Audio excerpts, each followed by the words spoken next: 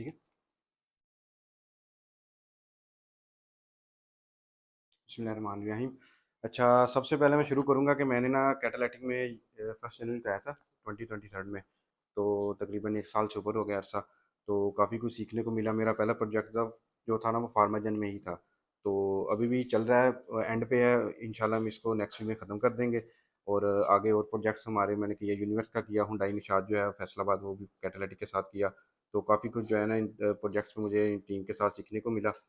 तो बाकी जो फार्माजन का है वो तकरीबन ना 1.5 साल हो गया कैटालिटिक जो है टीम कर रही है इसको ना। और इसमें जो हमारा जो है ना मेजर काम जो सारे हमने तकरीबन इलेक्ट्रिकल काम ने सारा किया है इसमें। तो इसमें इलेक्ट्रिकल वर्क जो है हमने सारा किया है। हमने एचटी से लेके एक जो स्विच सॉकेट होता है ना वहाँ तक हमने इसका किया है। इसमें बाकी हमने टेलीफोन और डेटा का भी किया है, एचटी का किया। उसमें आगे एचटी सबसे मेन है। उसके बाद ट्रांसफार्मर, फिर एलटी इक्विपमेंट आ गया। एलटी में हमारा एलटी मेन पैनल था, उसमें 7 पावर बैंक्स लगे हुए। पावर जो फैक्टर है उसका वो भी कंट्रोल हो रहा था। फिर आगे सब मेन पैनल आ रहा है जो फर्दर डिवीजन हो रही है उसकी, और वो आगे फर्दर डिवीजन कर रहा है, पावर को एमसीसी को दे रहा है। और उसके बाद हमारा जो है ना सिंक पैनल आ जाता है, जनरेटर साइड पे आ जाता है, हमारा बैकअप जो है उसका सारा आ जाता है। और इसका जो अर्थिंग सिस्टम था वो काफ़ी बड़ा था। सारा जितना भी इक्विपमेंट था उसको हमने अर्थ किया है। और बाकी लाइटिंग प्रोटेक्शन सिस्टम भी हमने लगाया है इस पे। और इंटरनल वायरिंग जितनी भी थी हमारी वो सारी की थी, यूपीएस की है हमने, और वैसे जो पावर थी वो उसकी भी की है।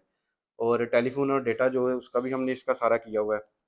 एड्रेसिबल फायर अलार्म सिस्टम भी इसमें लगाया हम। इसमें ना एड्रेसिबल फायर अलार्म, और वैसे तो कन्वेंशनल होता है, डेसिबल होता है। डेसिबल लगाया। डेसिबल पे भी दो टाइप्स हैं, एक तो एनालॉग होता है, एक डिजिटल होता है। हमने यहाँ पे जो इम्प्लीमेंट किया हुआ है एनालॉग सिस्टम इम्प्लीमेंट करवाया है। बाकी एंड पे एक्सेस कंट्रोल सिस्टम हमने लगाया है। जितने भी इनकी एक्सेस दी हुई है ना सारी, वो कार्ड के थ्रू हमने इनको दी है। और ताकि जितने भी इनके वर्कर्स हैं उनके अलावा कोई जो है ना इसकी इनकी बिल्डिंग्स में कोई एंटर ना हो सके, क्योंकि ये मेडिसिन का प्लांट है। तो यहाँ पे जो है ना किसी अननोन बंदे की एंट्री जो है ना वो इस चीज़ को नहीं करना चाह रहे थे। तो इसलिए एक्सेस कंट्रोल सिस्टम जो है ना वो भी हमने इंस्टॉल करवाया है यहाँ पे।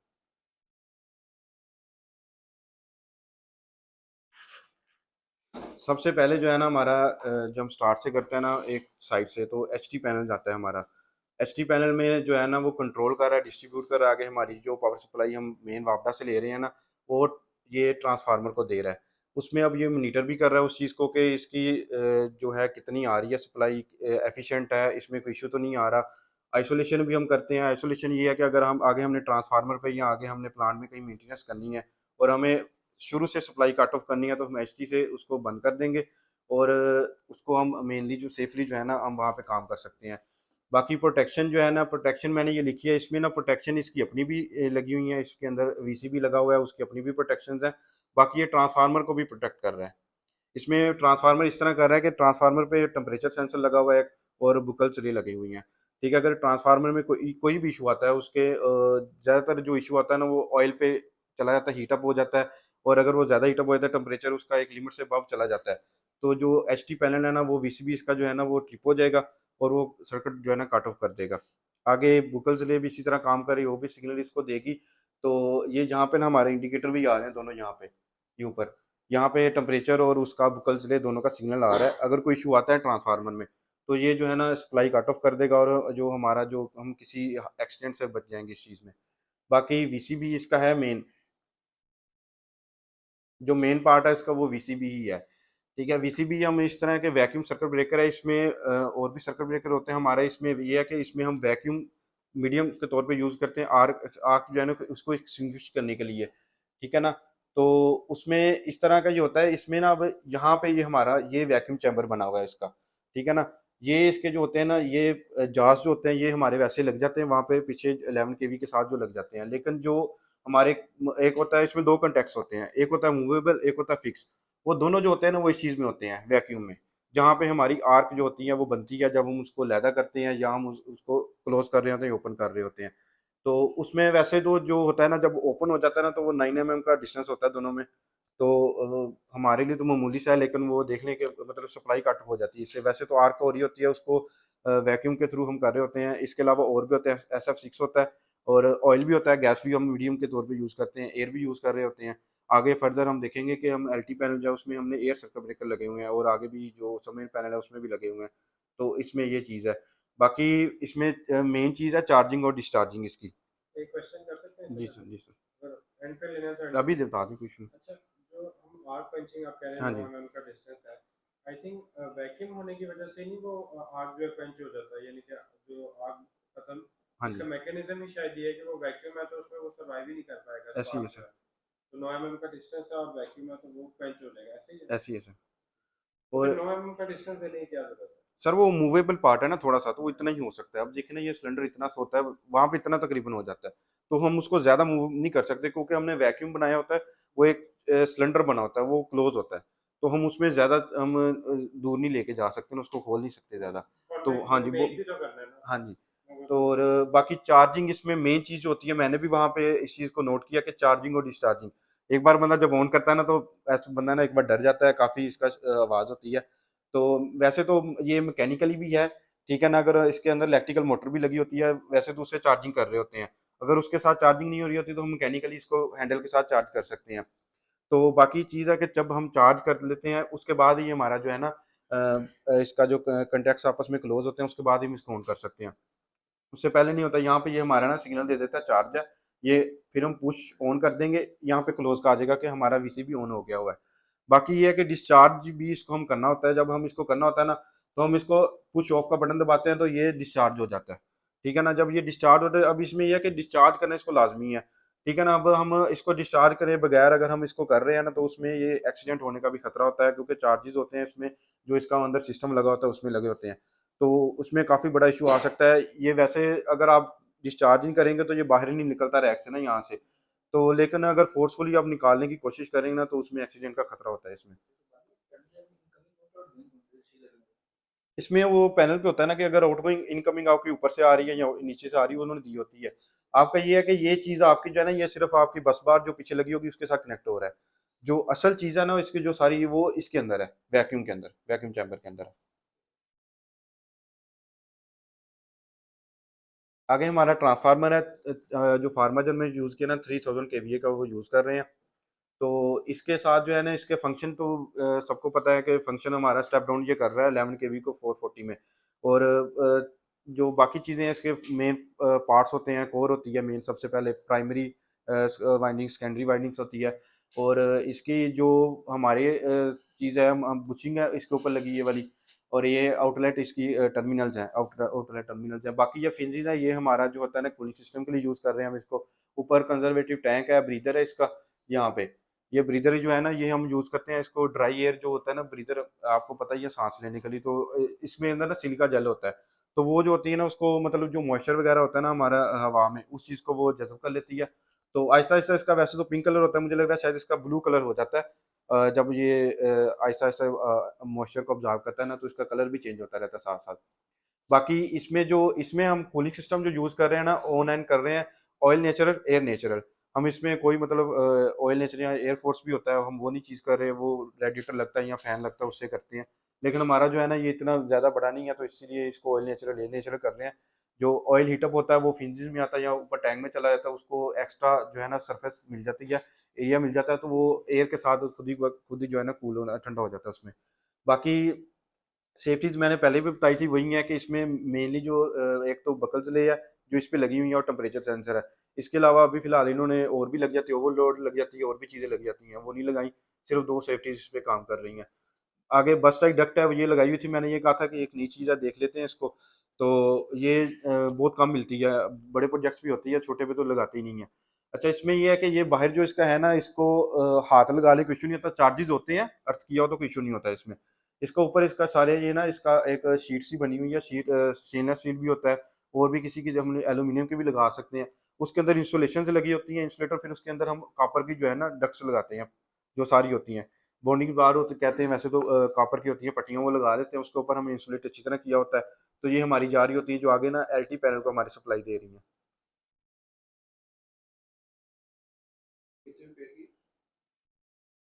ये इसका अम्पेयर तो वैसे 4,000 अम्पेयर दे सकता है, ये नहीं, 6,000 अम्पेयर जो है ना ट्रांसफार्मर दे रहा है हमारा जो है ना। लेकिन आगे जो उनका आगे ये एलटी आ गया, इसको देख लेते हैं। एलटी जो है ना, इसमें जो ब्रेकर इन्होंने दिया हो ना, वो 5,000 अम्पेयर का दिया हुआ है। वैसे ट्रांसफार्मर की कैपेसिटी है 6,000 अम्पेयर तक दे सकता है, लेकिन इन्होंने वो 5,000 अम्पेयर का दिया हुआ ब्रेकर, एयर सर्किट ब्रेकर है इसमें। और इसमें जो है ना डिस्ट्रीब्यूशन आगे फर्दर हो रही है हमारी, जो लो वोल्टेज पे हम आ जाते हैं ना, तो उसकी हो रही है आगे, इसमें सब मेन पैनल को जा रही है। अच्छा, एल में से अब सब मेन पैनल भी जा रही हैं, 3 सब मेन पैनल उनको जा रही है, फिर आगे चिलर्स इनके चल रहे हैं उनको जा रही है, आरओ चल रहा है उसको जा रही है। और इससे हमारा जो है ना आगे पावर फैक्टर भी जो है ना ये हमारा एल पैनल ही कंट्रोल कर रहा है। पावर फैक्टर क्या चीज़ होती है कि जब हमारे सिस्टम पे ज़्यादातर जो होती है ना वो लोड जो होता है ना वो मोटर्स का ही होता है, तो उसमें जब वाइंडिंग्स आती है ना तो वो हमारा लैगिंग जो होता है ना उसमें पावर फैक्टर इंट्रोड्यूस हो जाता है सिस्टम में। उसकी वजह से हमारी रिएक्टिव पावर बढ़ जाती है, और जो हमारी एक यूजफुल पावर कह सकते हैं ना जिसको हम वर्क में ला सकते हैं, वो बहुत कम हो जाती है। उसको करने के लिए हम फिर पावर फैक्टर जो है ना इस चीज़ को इंट्रोड्यूस कराते हैं, वो कैपेसिटर बैंक्स लगे होते हैं इसमें पावर फैक्टर में, वो लीडिंग पावर फैक्टर जो है ना वो सिस्टम में इंट्रोड्यूस करते हैं। जब वो लीडिंग इंट्रोड्यूस जाते हैं वो लैगिंग को मतलब कम करते हैं, तो इस तरह हमारा जो होता है ना जो हमारी रियल पावर है वो बढ़ जाती है रिएक्टिव पावर से, या कह सकते हैं हमारी जो एक यूजफुल जो हमारी पावर है ना वो बढ़ जाती है, जो इसको हम वर्क में ला सकते हैं। सिंगल, थ्री फेज है, कैपेसिटर लगे होते हैं उसमें वैसे तो। नहीं, लेकिन वो पावर फैक्टर तो इम्प्रूव करेगा वो, होती है उसमें, जिसमें भी आप मोटर आपकी लगी, आपकी जो वाइंडिंग्स आ जाती है ना, बड़े वाले में तो ना, छोटे में तो ऐसे ही है, वहाँ पे बिल्कुल ऐसे ही है, ऐसे ही है। और पावर फैक्टर जो है ना इसमें अब इन्होंने ऐसा किया हो कि इनका एक पूरा 3-4 पैनल इकट्ठे मिला के इन्होंने काफी बड़ा अपना पावर फैक्टर का ना अपना बनाया हुआ है, कैपेसिटर बैंक्स लगे हुए हैं उसमें। और उसमें ये है कि ये ऑटो पे भी है, मैनुअल में, मैनुअल करना चाहें तो आप वो आपको खुद देखना पड़ेगा कि कितना हमारा पावर फैक्टर आ रहा है, इसके हिसाब से डिफरेंट साइजेस के ना कैपेसिटर बैंक्स लगे हुए हैं, तो हम उसको किसको ऑन करना चाहें। तो लेकिन ये चीज़ एक जो है ना काफी मुश्किल है कि बंदा बैठा रहे वहां पे ऑन करता रहे, तो इसके लिए ना आ गए उन्होंने ऑटोमेटिक कंट्रोलर लगाया पावर फैक्टर को कंट्रोल करने के लिए ना, वो सारा सिस्टम मॉनिटर करता है, देखता है कि पावर फैक्टर हमारा कितना है, फिर उसके हिसाब से जितने साइज का हमें कैपेसिटर बैंक चाहिए वो सिस्टम में ऐड कर देता है, और इस तरह वो मतलब ऐड करता रहता है, उसको निकालता भी रहता है, इस तरह हमारा पावर फैक्टर जो है ना वो मेंटेन रहता है एक जगह पे। आगे हमारे एक चीज है कि हम एमसीसी तो लगा दिया, एमसीसी से आगे हमारे लोकल कंट्रोल स्टेशन भी लगे हुए हैं, ये हमारे डिफरेंट एरियाज में लगे हुए हैं जहाँ पे अब एक इक्विपमेंट है, लेकिन एमसीसी हमारा एलटी रूम में पड़ा है, हम वहाँ पे जाके उसको ऑन करने की बजाय हमने उसके साथ ही जो है ना लोकल कंट्रोल स्टेशन इंस्टॉल कर दिया है। वो इस चीज़ को कर रहा है कि ताकि हम हमारा एक तो टाइम बचे, और अगर हमें अचानक इस चीज़ को बंद भी करना पड़ता है तो हम उसको वहाँ से कंट्रोल कर सकते हैं सारा। आगे ये एयर सर्किट ब्रेकर है, ये दिया हुआ है, इसमें जो हम वैक्यूम सर्किट ब्रेकर में वैक्यूम जो मीडियम यूज कर रहे थे, इसमें हम एयर जो है ना एज अ मीडियम यूज कर रहे हैं इसको। ये 5000 एम्पेयर का इनका है, वैसे तो इन्होंने अपना जो लोड है ना वो 5000 एम्पेयर वैसे तो इनका 40% पे इन्होंने सारा करवाया हुआ है, वो 40% भी नहीं चल रहा, तकरीबन इनका लोड जो है ना वो 1000 एम्पेयर जाएगा गर्मियों में अभी। हाँ जी, वो किया हुआ है, लेकिन फिर भी अगर वो लोग अपना प्लांट बढ़ा भी लेते हैं तो फिर भी 5000 बहुत मुश्किल है उनके लिए। वो अभी 1000 एम्पेयर गर्मियों में उनका जो कैलकुलेटरी लोड है वो जाएगा, सर्दियों में तो प्लांट चला वो तकरीबन 700-800 एम्पेयर तक गया, इससे ज्यादा नहीं गया। चिलर चलता है तो वो एक बार लेता है 400-500 एम्पेयर वो, लेकिन वापस आ जाता है 100-200 एम्पेयर पे आ जाता है वापस। नहीं हो रहा, इसमें नहीं हो ब्रेकर की ट्रिपिंग में इसलिए इशू नहीं होगा कि जहां तक लोड है ना आपका उससे पहले बहुत ज्यादा प्रोटेक्शन चाहिए, रहा ऐसे ही ये है। तो टाइप 2 का होता है वो ब्रेकिंग कैपेसिटी के ऊपर नहीं डिपेंड करेगा या मैं बताता हूँ, ये टाइप बी होता है, वो जितने ब्रेकर्स लगे हैं वो टाइप ए हैं। इसका काम ये नहीं है कि इसने ट्रिप करना है, इसका काम उस वक्त ट्रिप करना है जब बहुत मेजर कोई 3 फेज ही आपके क्रॉस हो गए आपस में, जो इसके आगे सब मेन पैनल है, फिर उसके आगे लोड से पहले उसकी अपनी प्रोटेक्शन लगी हुई है, तो वो मेनली इसका काम ये होता है कि ये सबको मॉनिटर करे। कैस्केडिंग एक चीज होती है जिसमें ये नीचे तक जो ब्रेकर्स होते हैं ना वो अपने आप को देख रहे होते हैं कि भाई वो जो एंड वाला ब्रेकर है ना वो ट्रिप करे, हमारा सारा प्लांट ही बंद ना हो। ऐसे ही। अच्छा, इसमें मैंने अभी ये बात आई है तो एक इशू इनमें एमसीसीज में ना इनमें आया है, हमने वहाँ पे जो नोट किया ना, असल में चीज़ थी डिज़ाइन के हट के काम हुआ थोड़ा सा, तो उस वजह से भी थोड़े से इश्यूज आए, क्योंकि जो हमारी एस एल थी जिसमें मोटर और लोड सारा स्पेसिफिक था, तो उसी के हिसाब से ना हमारे पैनल्स और सर्किट ब्रेकर डिज़ाइन थे, लेकिन वहाँ पे अब इशू ये आया कि इन्होंने पंप्स थोड़े से खरीदे किसी और से, तो मतलब पावर जो है ना उनकी ऊपर नीचे हो गई, तो इसमें ये इशू आया कि जो इनके है ना बाकी ब्रेकर जो है उस पे लोड नहीं जा रहा था, मैग्नेटिक कंट्रैक्टर जो है ना उसका कुछ थोड़ा सा इन्होंने यूज किया होता, मतलब जिस पावर फैक्टर पे डिजाइन था ना उसका, तो वो मैग्नेटिक कंट्रैक्टर जो है ना पहले जल जाता था, और ब्रेकर जो है वो ट्रिप भी नहीं होता था, ये इशू आया। बाकी ये इशू ये इस वजह से भी आ रहा है कि जो उनकी रिलेज लगी हुई है ना सारी, उनकी सेटिंग्स होने वाली है। हम उनकी सेटिंग्स जो है ना वो, क्योंकि लोड जो है ना वो वेरी हुआ है, वो जो स्पेसिफिक था उसके डिजाइन के अकॉर्डिंग नहीं था, तो उसकी वजह से ना जो पहले तो रिले उसी सेटिंग पे थी, अभी भी उसी सेटिंग पे चल रही है। अब पहले एक 11 किलो वाट का अगर पंप था तो अब वो 15 किलो वाट का चला गया, लेकिन वो मतलब रिले जो है ना, या अगर वो 7.5 पे आ गया, तो रिले जो है ना उसको 7.5 वाले को वो फॉल्ट आता है, तो वो ट्रिप नहीं करवा रही, क्योंकि उसका लोड अभी उतना जाता ही नहीं 11 किलो वाट तक, तो वो मैग्नेटिक जो हमारा सर्किट ब्रेकर है उसको ट्रिप नहीं करवा रही। इस वजह से ये थोड़े से इश्यूज चल रहे हैं, तो उसको भी देख रहे हैं, वो तो ज्यादा तो क्लाइंट के एंड पे ही है कि वो क्या करना चाह रहे हैं इसको अब। ये लास्ट पे है सिंक मॉड्यूल। ये अभी चीज हमने एक जनरेटर उनका जो सिस्टम में ऐड किया था उसका मैं चाह रहा था कि हम देख लेते। तो जनरेटर तो वैसे आता है, वो तो हम इन्होंने ये तो कह रहे थे कि इतना बड़ा आपने क्या किया, ये इतना 5.5 लाख का आपने मॉड्यूल लगा दिया, काम आप वही कर रहे हैं देसी वाला के ऑटो पे चलाना है, सिंक नहीं करना हमने। पहले ये चीज चलती रही, फिर क्योंकि वो ऑटो पे नहीं हो रहा था जब तक हम उसको सिंक नहीं कर रहे थे, तो इस वजह से फिर उन्होंने ऑटो पे भी किया, सिंक पे भी किया। इसका मॉड्यूल का ये काम है कि जब हमारी लाइट चली जाएगी ना, तो ऑटोमेटिकली हमने एक टाइम का दिया होगा कितने टाइम बाद जो है ना जनरेटर होना जाए, और इतने टाइम बाद वो सिस्टम में ऐड हो जाए। यहाँ पे 30 सेकंड के बाद जनरेटर जो है ना वो सिस्टम में ऐड हो जाता है। ये हालांकि देखा है कि कोई 3-3 मिनट का भी कह रहे होते हैं कि भाई इतनी देर बाद हम जनरेटर को सिस्टम में ऐड करवाएंगे। जनरेटर थोड़ा सा अच्छा है, उन्होंने अच्छी क्वालिटी का लिया है, तो वो 30 सेकंड में अपना लोड जो है ना वो पूरा कर देता है। उसका उसका फ्रीक्वेंसी अगर वोल्टेज आ रहे हैं सारे इश्यूज वगैरह, वो उसको 3 सेकंड में पूरा कर देता है, और इसको सिस्टम जो है ना मॉड्यूल उसको ऐड करवा देता है सिस्टम में। और बाकी ये है कि इसको ऑटो पे हम कर दें तो ये ऑटोमेटिकली जो है ना जनरेटर को खुद ही सारा कमांड्स दे रहा होगा, और जनरेटर ऑन ऑफ हो रहा होगा। लाइट आती है तो वो 1 मिनट 3 मिनट के बाद जो है ना वो तो मस्ट होता है कि जनरेटर हम फौरन बंद नहीं करते, 1 मिनट या 3 मिनट का होता है, उसके बाद हम इसको बंद कर सकते हैं। तो ये खुद ही कमांड दे देगा, उसका हो जाएगा आगे। ये तो ऑटो वाला हो गया। सिंक का इस तरह है कि सिंक के लिए अब चीज चाहिए होती है कि अगर हम दो पावर सप्लाईज को अगर एक मतलब आगे लोड के लिए यूज कर रहे हैं, तो उसके लिए उसमें 3-4 चीजें होती हैं। फ्रीक्वेंसी उसकी सेम होनी चाहिए, फेज शिफ्ट चेंज होना चाहिए, फेज सीक्वेंस सेम होना चाहिए, और वोल्टेज मैग्नीट्यूड जो है ना वो भी सेम होना चाहिए। तो फिर हम उसको दोनों को सिस्टम में एक ऐड कर सकते हैं। तो इस चीज को इंश्योर जो है ना वो ये करेगा हमारा सिंक मॉड्यूल। हमारी वहां पे मास्टर जो है वो वापडा है, स्लेव जो है ना वो हमारा जनरेटर है।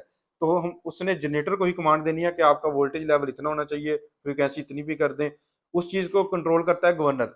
गवर्नर जो होता है ना वो हमारा फ्यूल जो होता है, जो होती है उसमें जारी होती है फ्यूल की पाइप होता है ना, उसके ऊपर लगा होता है, वो फ्यूल कंट्रोल कर रहा होता है इंजन का।